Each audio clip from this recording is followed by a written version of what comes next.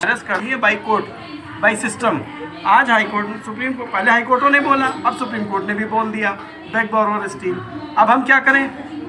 तो हम लोगों ने तय किया कि साहब अब कहा जब भीख मांगेंगे, भीख मांग ही लेते हैं फिर अब। तो आज हम लोगों ने भीख मांगा, दूल्हे तैयार किए, क्योंकि शादी करी है, क्योंकि शादी को आधार बता रही है। तो आज लोगों ने भीख मांगी, दूल्हे का सेहरा लिया, और रुपया जो मांगा है, आपको साफ बता दूं, किसी लड़के ने अपने लिए नहीं मांगा है, बीवी के लिए मांगा है, क्योंकि कोर्ट ने आदेश दिया है। तो हम कोर्ट के आदेश का पालन कर रहे हैं, लेकिन मांगेंगे बीवी के लिए। और अगर बीवी हमारी सुख दर्द की शादी है तो अगले दिन से वो भी आ जाए हमारे साथ मांग ले, थोड़ा ज़्यादा बढ़ जाएगा अमाउंट। तो ये आज हम लोगों ने सिंबॉलिक तरीके से किया है। और अगर इस तरह की मानसिकता नहीं ख़त्म होती है कोर्ट की, तो यकीन जानिए हम लोग कानून में बदलाव के लिए लड़ाई लड़ेंगे।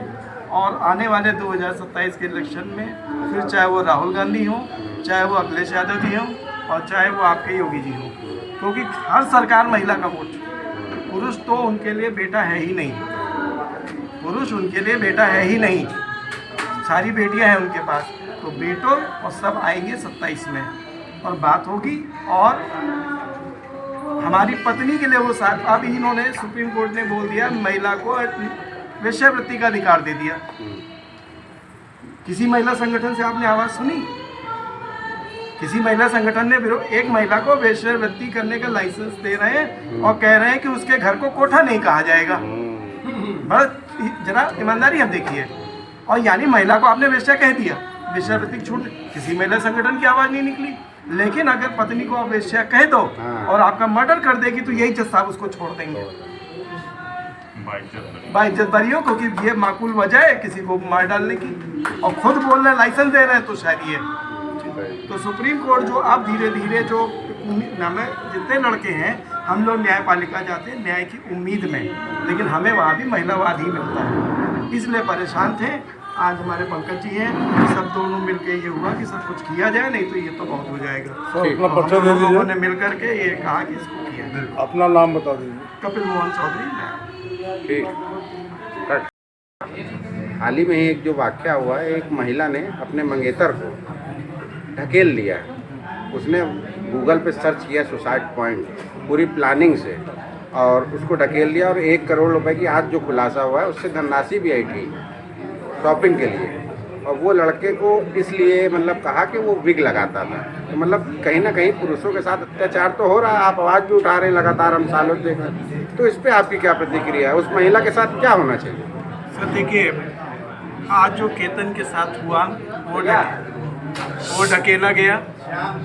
आपको निर्भया कांड याद होगा, 16 दिसंबर को हुआ था। उसके ठीक 4 दिन पहले 12 दिसंबर को एक आदमी को 17 टुकड़ों में काटा गया था गुजरात के आनंद जिले में। किसी को पता ही नहीं होगा। ये जो काटने पीटने का दौर है उस ज़माने से चल रहा है।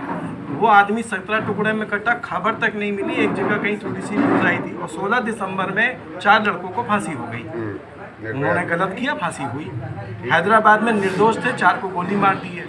ऐसे केतन मेहता, ऐसे केतन रोज मारे जाते हैं। और उन केतनों से अगर हम कहेंगे कि आज हम लड़ाई लड़ रहे हैं, 1 घंटा पहले आप केतन से मिले होते, कहता तुम सब फालतू हो। हम ही लोगों को कहेगा कि तुम सब फालतू हो। 1 घंटा पहले मिले तो क्यों? तो गर्लफ्रेंड के साथ मस्त थे। तो केतन मेहता हो या जो लोग हैं, ये अभी इस चीज़ को नहीं समझ रहे हैं। अमन शर्मा जज सुसाइड कर गए, अमन शर्मा जज साहब सुसाइड कर गए। कहीं ना कहीं समस्याएं हैं। आज जो हम लोगों ने प्रोग्राम किया था, स्पेसिफिक आज का जो प्रोग्राम था, वो सुप्रीम कोर्ट का एक आदेश आया हुआ था, बैक बोरोवर स्टील। संदीप मेहता जी हैं, इन्होंने नहीं कहा है, एक्चुअल में ये इन्होंने एक मोहर लगा दी और पक्की। इससे पहले पंजाब हरियाणा हाई कोर्ट भी कह चुका है 2018 में। और भी कोर्टों में जजों का ये रवैया है, चाहे जैसे लाओ, जहाँ से लाओ, तुमको पैसे देने, बस कितना दोगे, दे दो, उतना नहीं इतना दे दो। शादी हुए 4 साल हो गए भैया। तो वो लड़की के पिता सरकारी हैं, इनके पिताजी से हमारे यहाँ आए, कहने लगे लड़का ITI कर रहा था भैया, विकलांग है। तो उसने कहा हम शादी, इनके पिताजी बोले अभी नहीं करेंगे। वो बोले भाई साहब लड़का जब तक नहीं करता मैं 10,000 रुपया महीना दूंगा। हमने भैया जी वीडियो नहीं बनाया, नहीं आपको सुनाते। अब वो कह रहे हैं क्या चाहती है अब आपकी क्या मांग है? मांग ये है भैया जी कि सर मांग ये है, मैं बताती हूँ। कि वो या तो अपना अपना कर लें या मतलब वो गलत ना करें। उन्होंने मेंटेनेंस का केस लगा दिया। अब जज कह रहा है मेरा जेल जाओगे। भाई तो सब हैंडीकैप्ड है। दूसरी चीज़ उसने कभी कुछ बस शादी का गुनाहगार है। एक दिन साथ में भी तो नहीं रहा है। बराबर की शादी में बहन आई थी, शादी विदाई में बराबर की बहन आई, चौथी में फिर बराबर की बहन आई। उसके बाद सारा जेवर वगैरह उठा करके वो चले गए और कोर्ट में केस लगा।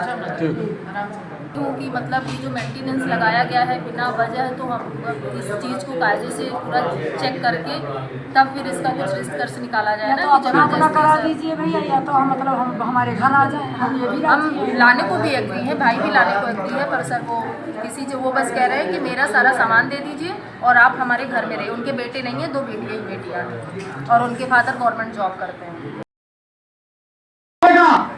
हाथ उठाइए हिम्मत से, कलेजा रख के मर्द पार्टी से। धन्यवाद। इतने लोगों को हाथ उठाने पे और नाम लिख के दे दीजिएगा, रखवा दिया जाएगा। धन्यवाद। 2027 के लिए